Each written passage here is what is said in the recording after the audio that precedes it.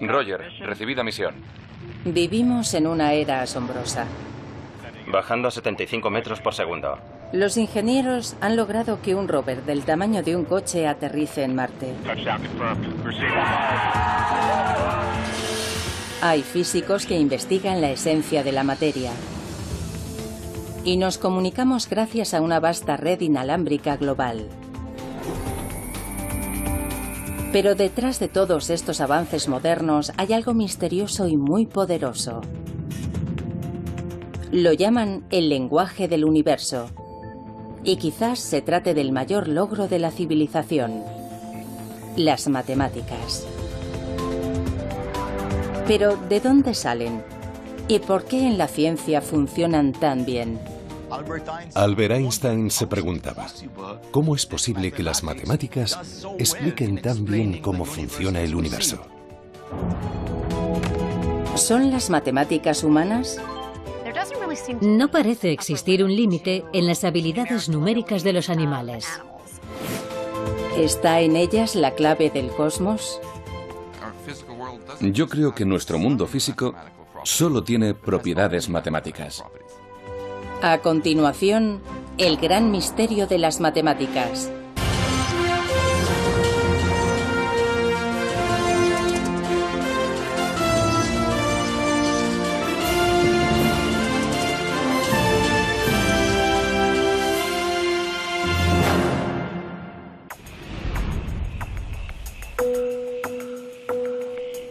Los seres humanos han buscado siempre patrones en la naturaleza.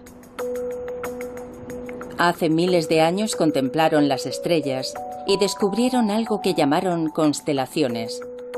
Incluso creían que éstas controlaban nuestro destino. Observaron cómo el día daba paso a la noche y la noche al día, y cómo se sucedían las estaciones. A ese patrón lo llamamos tiempo. Vemos patrones simétricos en el cuerpo humano y en las rayas del tigre,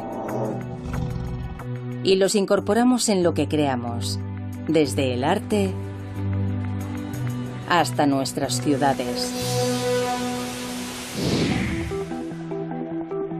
Pero, ¿qué nos dice eso a nosotros? ¿Por qué la forma espiral de la concha del Nautilus es tan similar a una galaxia o a la espiral que vemos cuando cortamos una col? Cuando los científicos quieren comprender los patrones de nuestro mundo, a menudo recurren a una poderosa herramienta: las matemáticas. Cuantifican sus observaciones y usan técnicas matemáticas para examinarlas, esperando descubrir las causas subyacentes en el ritmo de la naturaleza. Y funciona, desvelando desde los secretos ocultos tras las órbitas de los planetas hasta las ondas electromagnéticas que conectan nuestros teléfonos móviles. Las matemáticas incluso nos conducen hasta las partes constructivas subatómicas de la materia, lo cual plantea una pregunta: ¿por qué funcionan?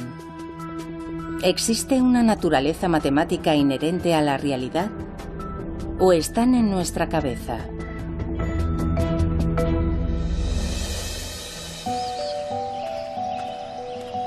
Mario Livio es un astrofísico que está fascinado con la profunda y a menudo misteriosa conexión entre las matemáticas y el mundo. En la naturaleza, los números están por todas partes. Por ejemplo, hay muchas flores que tienen 3 pétalos, como esta, o 5 como esta. Otras tienen 34 o 55, y esos números aparecen con frecuencia. Puede que parezcan números aleatorios, pero todos forman parte de lo que se conoce como la sucesión de Fibonacci, una serie numérica desarrollada por un matemático del siglo XIII. Comienzas con los números 1 y 1, y a partir de ahí sumas los dos últimos números. 1 más 1 es 2. 1 más 2 es 3. 2 más 3 es 5. 3 más 5 es 8. Y continúa así. Hoy, muchos siglos después, esta aparentemente arbitraria progresión numérica fascina a muchas personas que ven en ella la clave de todo, desde la belleza humana hasta el mercado bursátil. Aunque muchas de esas afirmaciones no se han demostrado, resulta curioso cómo la evolución parece favorecer a esos números. Lo cierto es que esta secuencia aparece con frecuencia en la naturaleza. Los números de Fibonacci aparecen en el recuento de pétalos, especialmente en los de las margaritas, pero eso solo es el principio. Estadísticamente, los números de Fibonacci aparecen mucho en botánica. Por ejemplo, si observamos la base de una piña, a menudo vemos espirales en sus escamas. Y si contamos esas espirales, normalmente hallamos un número de Fibonacci. Pero si las contamos en dirección contraria, encontraremos el número de Fibonacci adyacente.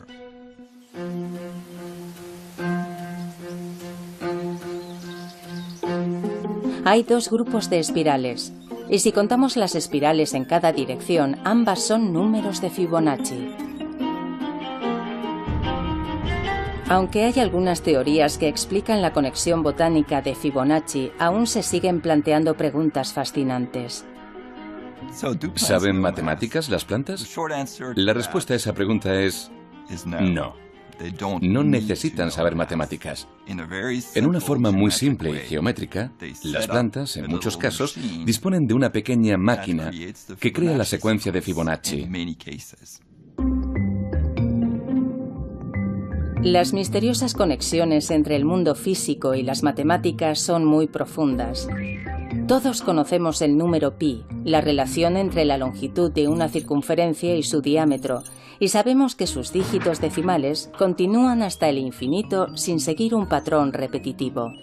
Recientemente, en el año 2013, se calcularon 12,1 billones de dígitos, pero de alguna forma, pi es mucho más que eso.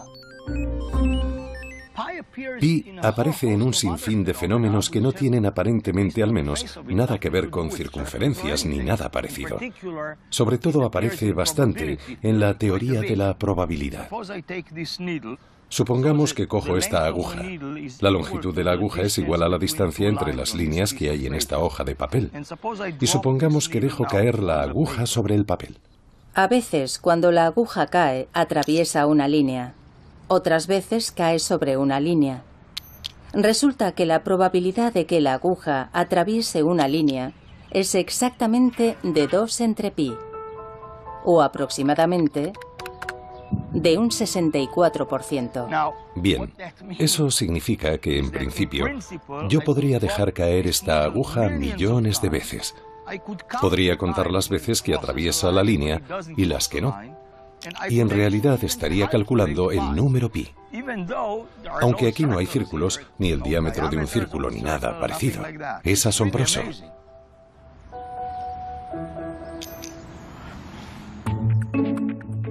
Dado que pi relaciona un objeto redondo, un círculo, con otro recto, su diámetro, puede aparecer en los lugares más extraños. Algunos lo ven en los meandros de los ríos. La longitud real del río, que serpentea desde su nacimiento hasta su desembocadura, comparada con la distancia real, por lo general tiende a ser pi. Los modelos de cualquier cosa en la que intervengan ondas contienen el número pi. Igual ocurre con la luz y el sonido. Pi nos dice qué colores deberían aparecer en un arco iris y cómo sonará un do medio en un piano. Pi aparece en las manzanas, en el modo en que las células crecen con formas esféricas, o en el resplandor de una supernova. Alguien escribió que es como si viéramos a Pi en una serie de picos montañosos, elevándose sobre un valle cubierto de niebla. Sabemos que todos están conectados de alguna forma, pero no siempre resulta obvio descubrir cómo lo están. Pi solo es un ejemplo más de una vasta red matemática interconectada que parece revelar un orden, a menudo oculto y profundo, en nuestro mundo. El físico Max Tegmark cree saber el porqué. Él ve similitudes entre nuestro mundo y el mundo de un juego de ordenador.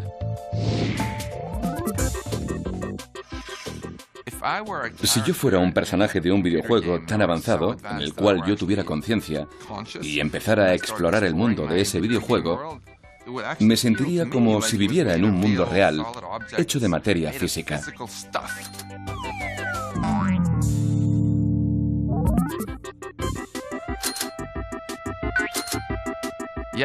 Pero si, como el físico curioso que soy, empezara a estudiar las propiedades de la materia, las ecuaciones que otorgan a todas las cosas sus propiedades, finalmente descubriría que todas esas propiedades son matemáticas.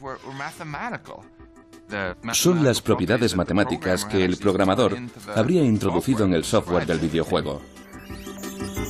Las leyes de la física en un juego, por ejemplo, cómo un objeto flota, rebota o choca, solo son reglas matemáticas creadas por un programador. Básicamente, los números y las ecuaciones dan forma a todo el universo de un videojuego. Como físico, eso es exactamente lo que yo percibo también en el mundo real. Cuando miro cualquier cosa, como mi brazo o mi mano, veo matemáticas. ¿Es posible que nuestro mundo sea igual de matemático que el de los juegos de ordenador? Para Max, el mundo del software de un videojuego no es tan diferente de nuestro mundo físico. Él cree que las matemáticas sirven para describir la realidad, porque lo único que hay es eso, matemáticas, nada más. Muchos de mis colegas físicos dirán que las matemáticas describen nuestra realidad física, al menos de una forma aproximada. Yo voy mucho más allá y afirmo que en realidad es nuestra realidad física, porque creo que nuestro mundo físico solo tiene propiedades matemáticas. Según Max, nuestra realidad física es un poco como una fotografía digital. La foto se parece al lago, pero a medida que nos acercamos más y más, vemos que en realidad es un campo de píxeles. Cada uno de ellos está representado por 3 números que determinan la cantidad de rojo, verde y azul. Aunque el universo es vasto tanto en tamaño como en complejidad y describirlo requiere una sucesión de números increíblemente larga, Max ve su estructura matemática subyacente como algo muy simple. Tan solo 32 números, constantes, como la masa de las partículas elementales, junto con un puñado de ecuaciones matemáticas, las leyes fundamentales de la física. Y todo cabe en una pared, aunque aún hay algunos interrogantes. Aunque desconozcamos qué es lo que irá aquí exactamente, estoy convencido de que serán ecuaciones matemáticas. Al final, todo son matemáticas. La visión Matrix del mundo de Max Tegmark, en el que las matemáticas no solo describen la realidad, sino que son su esencia, puede parecer radical, pero tiene raíces profundas en la historia. Se remonta a la antigua Grecia, a los tiempos del filósofo y místico Pitágoras. La historia cuenta que Pitágoras investigó la afinidad entre las matemáticas y la música, una relación que hoy está presente en el trabajo de Esperanza Spalding, una aclamada música de jazz que ha estudiado teoría musical y ve similitudes entre la música y las matemáticas. Me encantan las matemáticas, pero lo que más me gusta de ellas lo expreso a través de la música. Al principio estudias muchas ecuaciones, pero necesitas tener una relación muy visceral con el resultado de esas ecuaciones, que es el sonido, la armonía, la disonancia y todo eso. Soy mejor música que matemática, pero me encantan las matemáticas. Las dos son igual de exigentes. Tienes que estudiar. Sí, como una loca. Los antiguos griegos encontraron 3 relaciones entre notas especialmente agradables. Ahora las llamamos octava, quinta y cuarta. La octava es fácil porque son las primeras dos notas de Somewhere Over the Rainbow. Es una octava. La quinta suena así, o como las primeras notas de Brilla, brilla, estrellita. Y la cuarta así, como por ejemplo en las dos primeras notas de Here Comes the Bride. Se dice que en el siglo VI a.C. el filósofo griego Pitágoras descubrió que esas relaciones musicales eran también relaciones matemáticas, que medían la longitud de las cuerdas vibrantes. En una octava, la longitud de la cuerda crea una relación de 2:1. En una quinta, la relación es de 3:2. Y en una cuarta, de 4:3. Encontrar un patrón común a través del sonido sería algo así como, bueno, si esto existe en el sonido y sucede en todos los sonidos, esta relación podría existir universalmente en todas partes, ¿no? Los pitagóricos amaban los números. El hecho de que relaciones simples produjeran sonidos armoniosos era la prueba de que existía un orden oculto en el mundo natural, y este orden estaba hecho con números. Hoy en día los matemáticos y los científicos siguen explorando en esa dirección.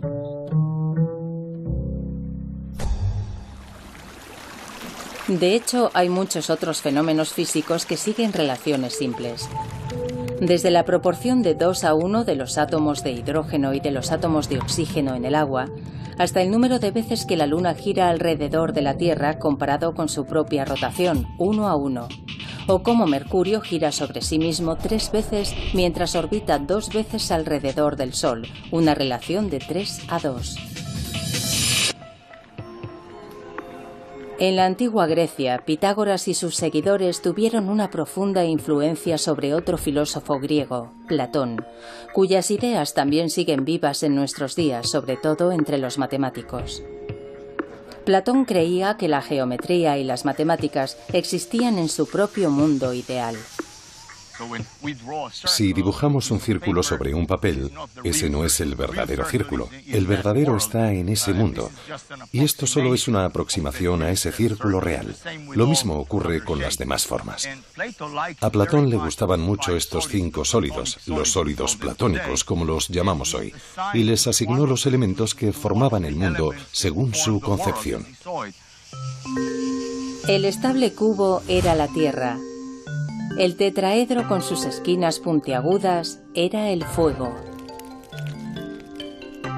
El rítmico octaedro era el aire.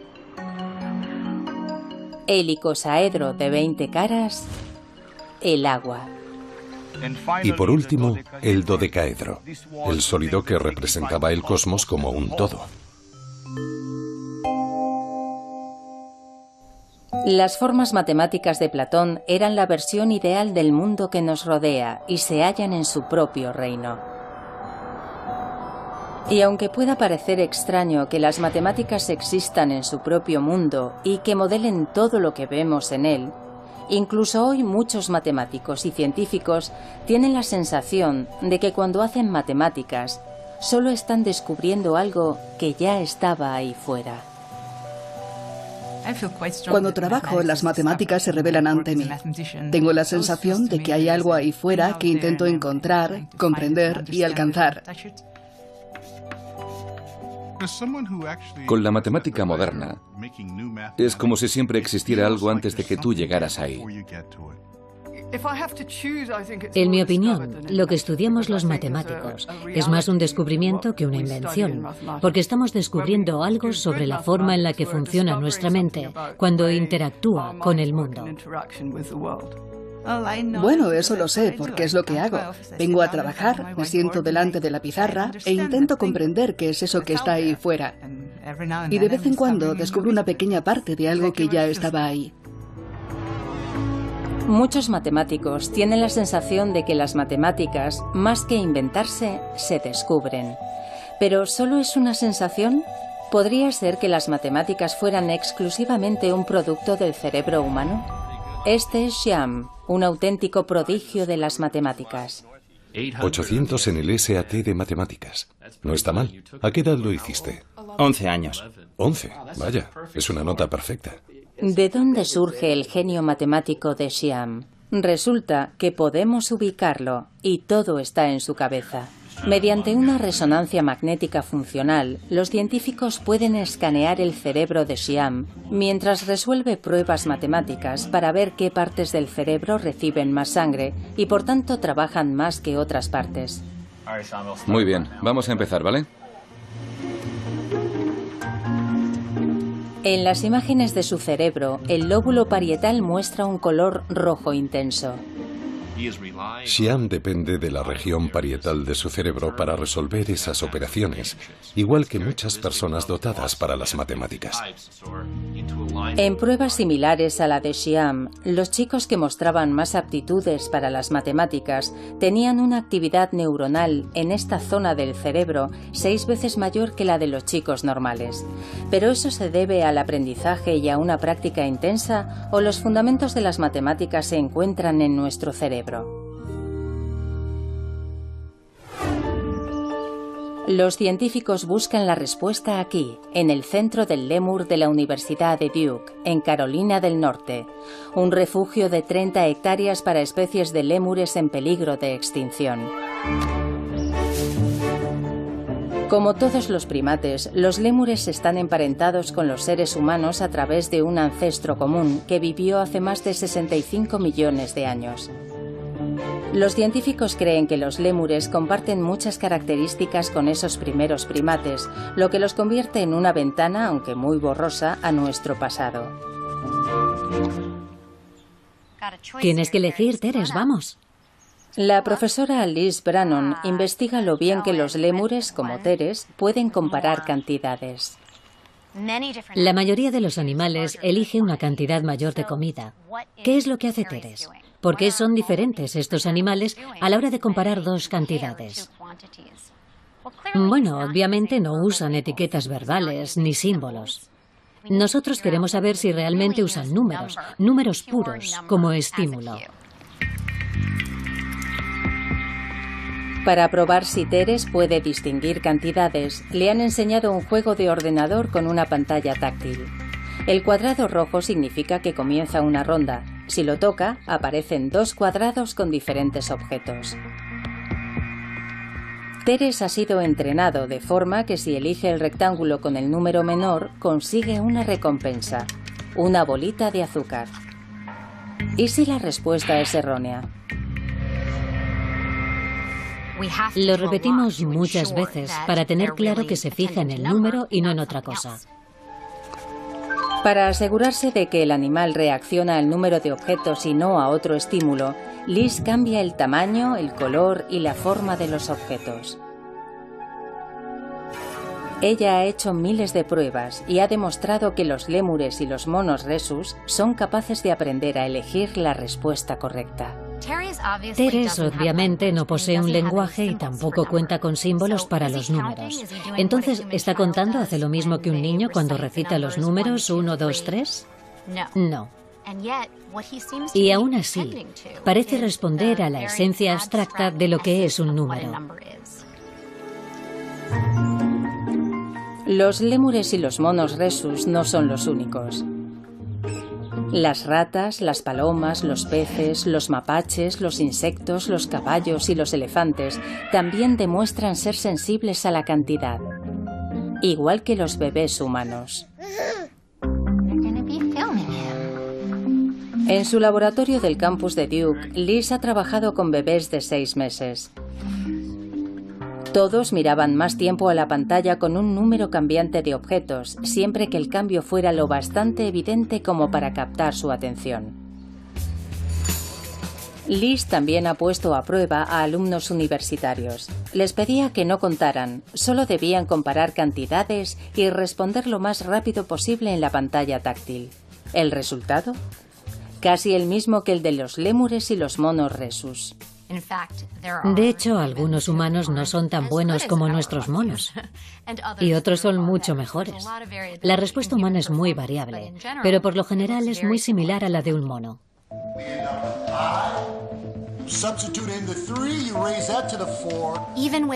Incluso sin ningún tipo de educación matemática o sin el aprendizaje de términos numéricos o símbolos, todos los seres humanos seguiríamos teniendo un sentido numérico primitivo. Esa capacidad para percibir números me parece algo esencial, sin la cual sería difícil que hubiéramos podido apreciar las matemáticas simbólicas. Quizás las piezas constructivas de las matemáticas podrían estar preprogramadas en nuestro cerebro como parte de un conjunto de herramientas básicas para sobrevivir, como nuestra capacidad para reconocer patrones y formas o nuestro sentido del tiempo. Sobre ese fundamento hemos creado una de las mayores invenciones de la cultura humana, las matemáticas. Pero el misterio sigue ahí. Si todo está en nuestra mente, ¿por qué las matemáticas han sido tan efectivas? A través de la ciencia, la tecnología y la ingeniería, han transformado el planeta y nos han permitido llegar incluso mucho más allá. Este es el laboratorio de reactores de propulsión de la NASA en Pasadena, California. Roger, recibida misión. Iniciando entrada. En 2012 lograron que un rover del tamaño de un coche aterrizara en Marte. Descendiendo a 75 metros por segundo. Aterrizaje confirmado.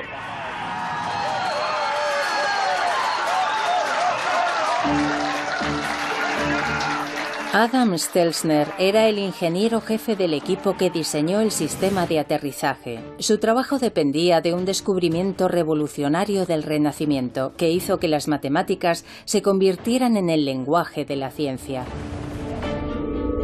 La ley de la caída libre de los cuerpos. El filósofo griego Aristóteles enseñaba que los objetos más pesados caían más deprisa que los más ligeros. Una idea que superficialmente tiene sentido. Incluso en esta superficie, el patio de Marte, donde se prueban los rovers del laboratorio. Aristóteles pensaba que la velocidad a la que los cuerpos caen es proporcional a su peso, lo cual es razonable. De hecho, era tan razonable que la idea fue aceptada durante casi 2000 años. Hasta que a finales del siglo XVI fue rebatida por un matemático italiano, Galileo Galilei. Según la leyenda, Galileo dejó caer 2 bolas de cañón de diferente tamaño desde la torre de Pisa. No estamos en Pisa y no tenemos balas de cañón, pero tengo una bola de bolera y una pelota de goma. Vamos a pesarlas. Primero, pesamos la bola de bolera. Pesa casi 7 kilos. Y la pelota no pesa casi nada. Voy a lanzarlas. Según Aristóteles, la bola de bolera debería caer 15 veces más rápido que la pelota. Bueno, parece que caen a la misma velocidad. Pero esto no es lo bastante alto. Las tiraré desde más arriba.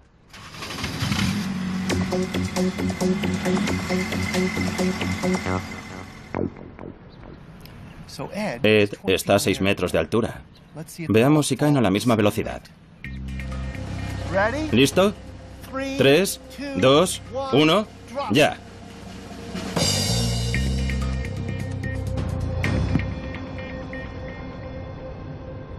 Galileo estaba en lo cierto. Aristóteles pierde. Dejar caer plumas y martillos es engañoso debido a la resistencia del aire. Bien, en mi mano izquierda tengo una pluma y en la derecha un martillo. En 1971, durante la misión del Apolo 15, esto se demostró en la Luna. Allí no hay aire. Ahora van a caer. ¿Qué les parece? Galileo tenía razón. Bola pequeña, bola grande. Aunque parece contrario a la lógica, si sacas el aire de la ecuación, todo cae a la misma velocidad, incluso Aristóteles. Pero lo que realmente le interesaba a Galileo era que un objeto que caía desde cierta altura no tardaba el doble en caer desde el doble de altura, sino que se aceleraba. Pero ¿cómo podía medir eso? Todo ocurría muy deprisa.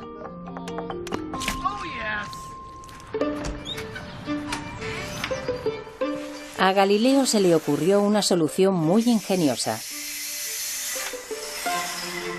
Construyó una rampa, un plano inclinado, para reducir el movimiento de caída y poder medirlo.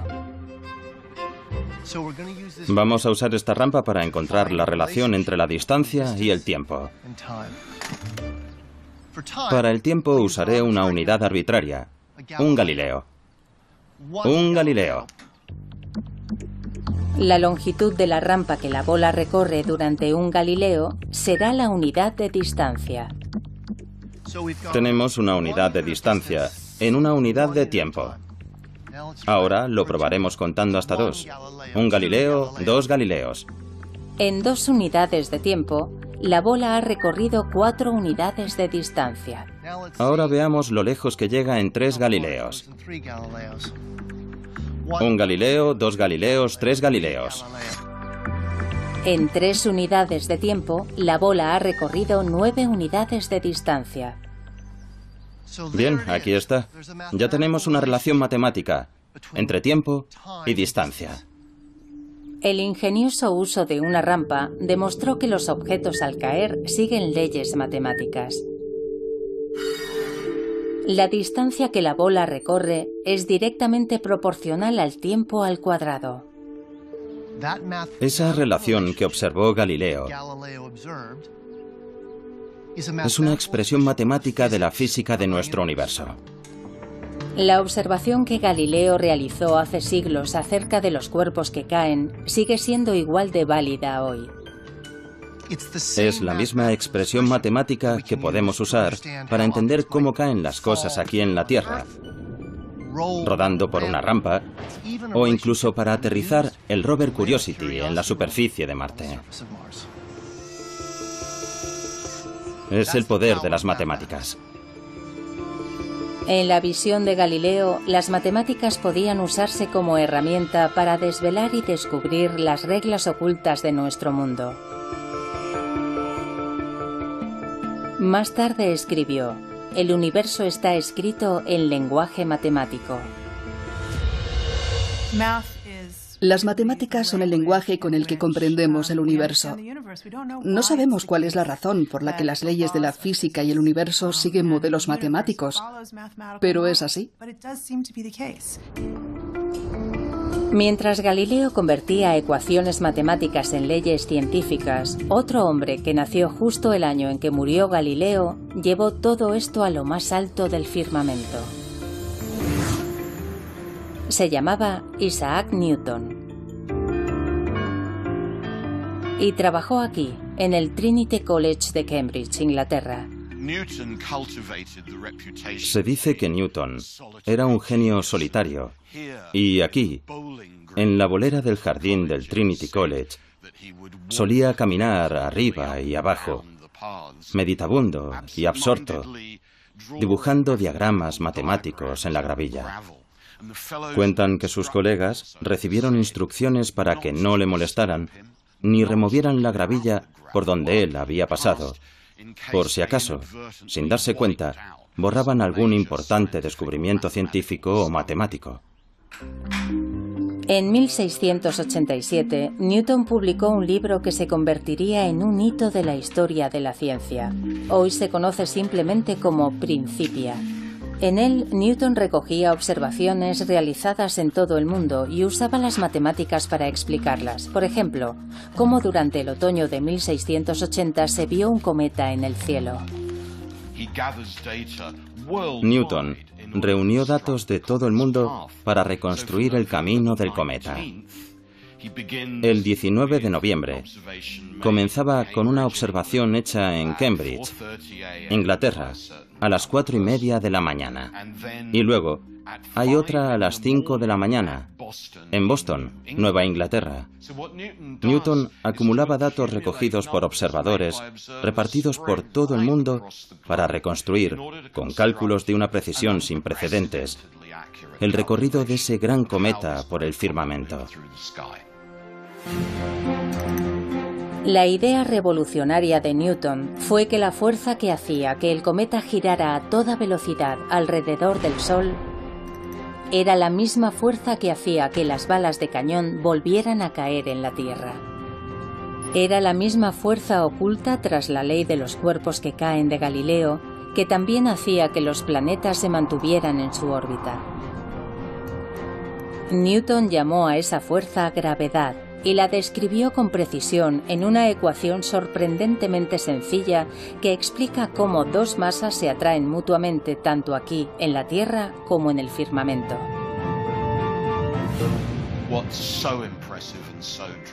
Lo más impresionante y espectacular es que una sola ley matemática te permita moverte por todo el universo.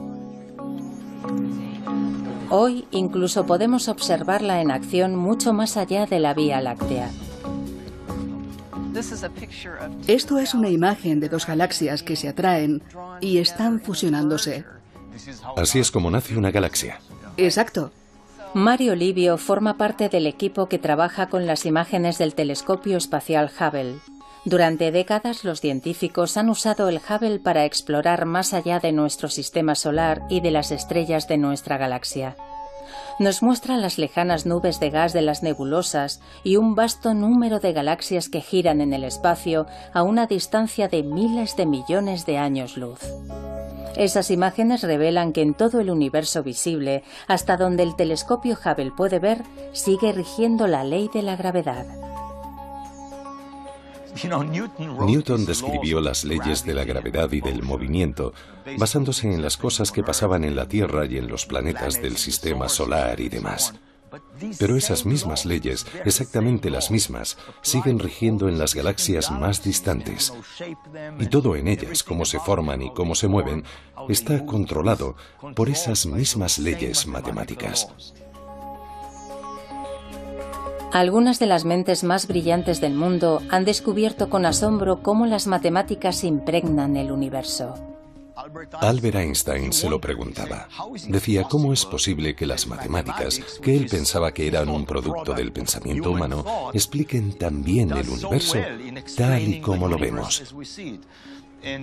Y el premio Nobel de Física Eugene Wigner acuñó esta frase: la irrazonable efectividad de las matemáticas. Wigner decía que el hecho de que las matemáticas puedan describir también el universo, en especial las leyes físicas, es un don que no comprendemos ni merecemos. En la física abundan los ejemplos de esta irrazonable efectividad. Hace casi 200 años, cuando se observó que el planeta Urano se desviaba de su órbita, los científicos confiaron en las matemáticas y calcularon que estaba siendo atraído por otro planeta que nunca se había visto. Y así fue como descubrieron Neptuno. Gracias a las matemáticas se predijo la existencia de un planeta desconocido hasta entonces. Si formulas una pregunta correctamente, las matemáticas te dan la respuesta.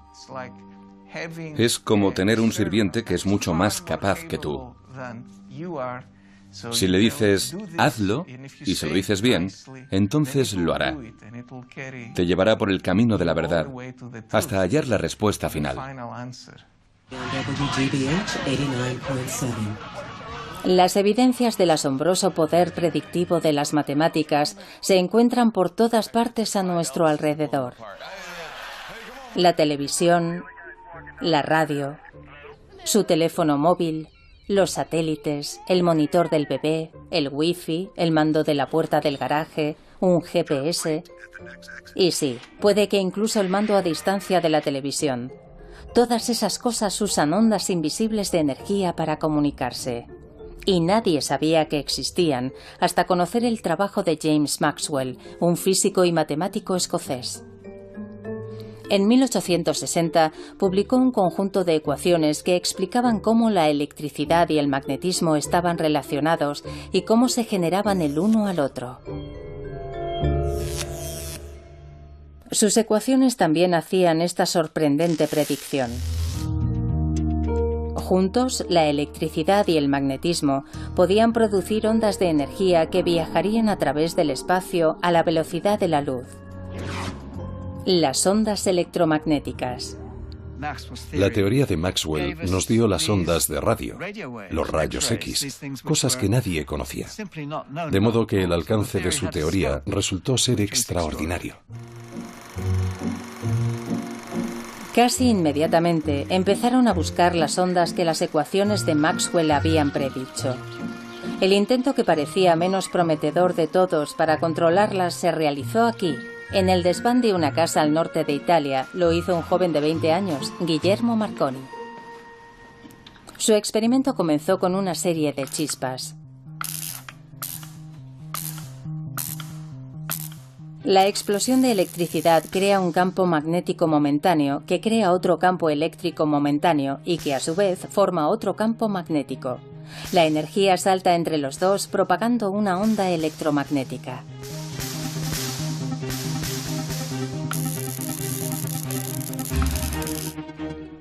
Marconi ideó su sistema para que funcionara en un interior, pero luego lo amplió.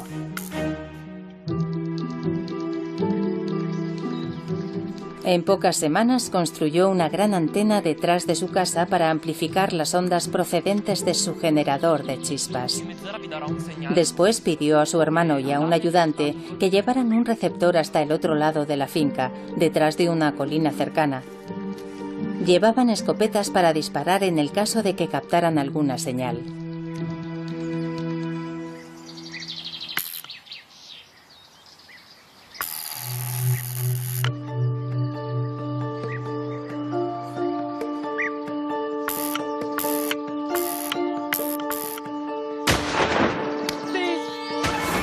Y funcionó. Detectaron la señal a pesar de que el receptor estaba detrás de la colina, a 1500 metros de distancia. Fue la transmisión más lejana realizada hasta entonces. En menos de 10 años, Marconi consiguió enviar señales de radio a través del Atlántico. De hecho, cuando el Titanic se hundió en 1912, se le atribuyó el mérito de haber salvado muchas vidas, porque sus equipos a bordo del barco permitieron transmitir la señal de socorro. Gracias a las predicciones de las ecuaciones de Maxwell, Marconi pudo controlar una parte oculta de nuestro mundo, inaugurando la era de la comunicación sin cables.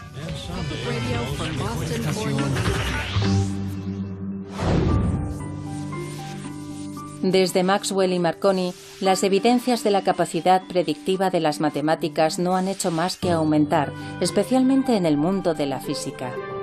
Hace prácticamente 100 años no sabíamos que existían los átomos. Se necesitaron muchos experimentos para descubrir sus componentes, el electrón, el protón y el neutrón. Pero cuando los físicos quisieron profundizar, las matemáticas iban en cabeza, revelando finalmente un auténtico zoo de partículas elementales.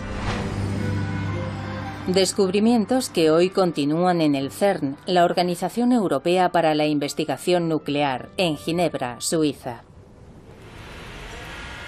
Actualmente es más conocido por su gran colisionador de hadrones, un acelerador de partículas circular de 27 kilómetros construido bajo tierra. Este proyecto de 10.000 millones de dólares tiene un objetivo bien conocido: encontrar uno de los bloques constructivos fundamentales del universo.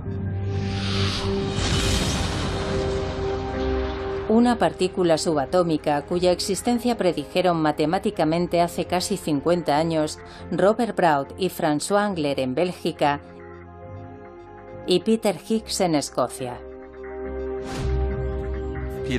Peter Higgs reunió las ecuaciones de la física más avanzadas que teníamos y tras muchos cálculos se dijo: Si construimos una máquina lo bastante sofisticada como para hacer que las partículas choquen entre sí a una velocidad próxima a la de la luz, descubriremos una nueva partícula.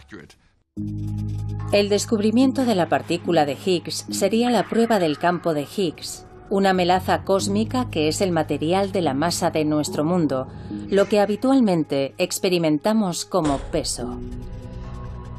Sin masa, todo viajaría a la velocidad de la luz y nunca se combinaría formando átomos. Eso es lo que convierte al campo de Higgs en una parte fundamental de la física.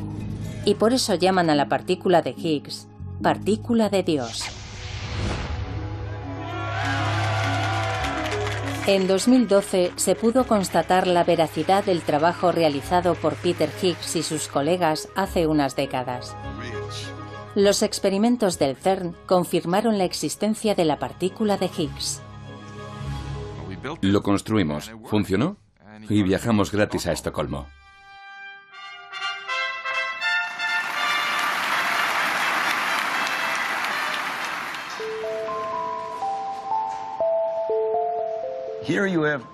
Eran teorías matemáticas que hacían predicciones muy exactas sobre la posible existencia de algunas partículas fundamentales en la naturaleza. Y lo creas o no, se hicieron experimentos y se descubrieron las partículas que las matemáticas habían predicho. Para mí es algo asombroso. ¿Por qué funciona y por qué son las matemáticas tan poderosas?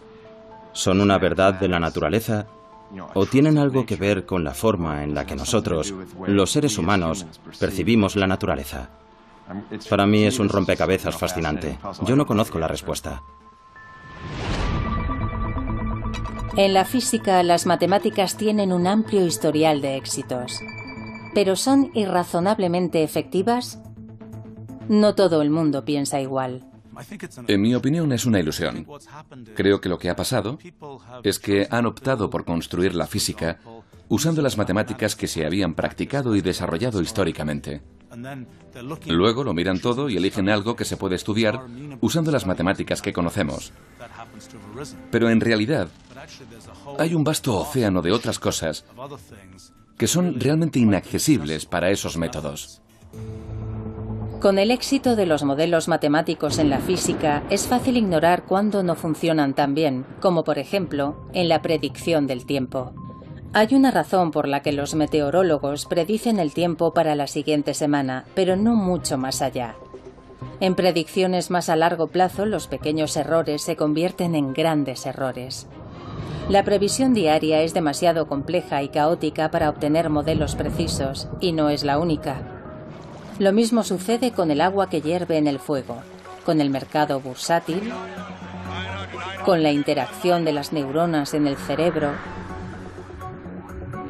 con gran parte de la psicología humana y en muchas partes de la biología. Los sistemas biológicos y los económicos resultan difíciles de estudiar con las matemáticas. Tenemos muchas dificultades para hacerlo. Por eso yo no veo las matemáticas irrazonablemente efectivas, sino razonablemente inefectivas.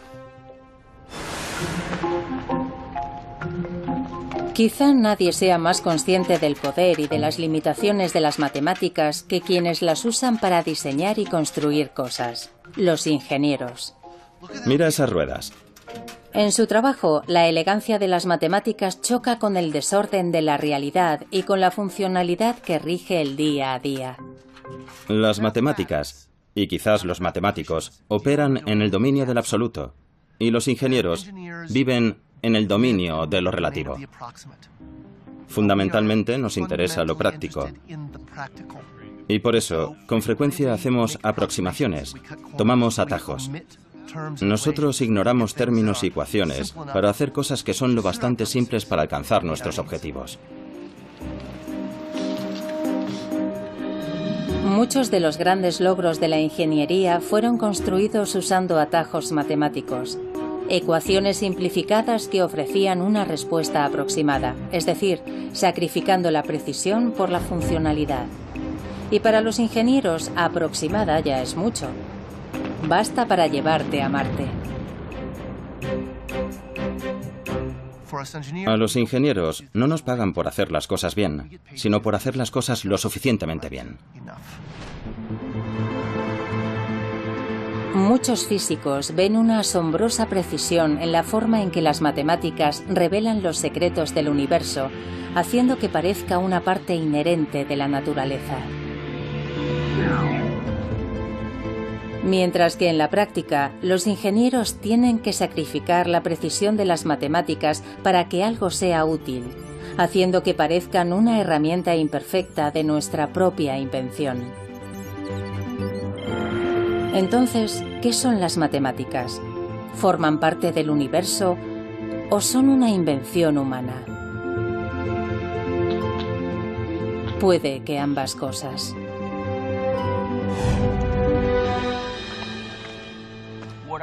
Para mí, las matemáticas son una intrincada combinación de invenciones y descubrimientos.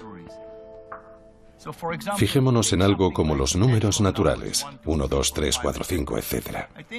Yo creo que lo que pasó es que la gente observaba muchas cosas y veían, por ejemplo, que había 2 ojos, 2 pechos, 2 manos y demás. Y tras algún tiempo, de todo eso abstrajeron el número 2. Según Mario, 2 se convirtió en un concepto inventado, como el resto de los números naturales. Pero después la gente descubrió que esos números tenían todo tipo de intrincadas relaciones. Eso eran descubrimientos. Inventamos el concepto y después descubrimos las relaciones entre los diferentes conceptos. Entonces, ¿esa es la respuesta? ¿Son las matemáticas un invento y también un descubrimiento? Es una pregunta con 2 respuestas. Sí, parece que ya estaba ahí. Y sí, es algo que surge de la naturaleza creativa más profunda del ser humano. Puede que tengamos alguna idea sobre cómo funciona todo esto, pero no conocemos todas las respuestas. Al final, sigue siendo el gran misterio de las matemáticas.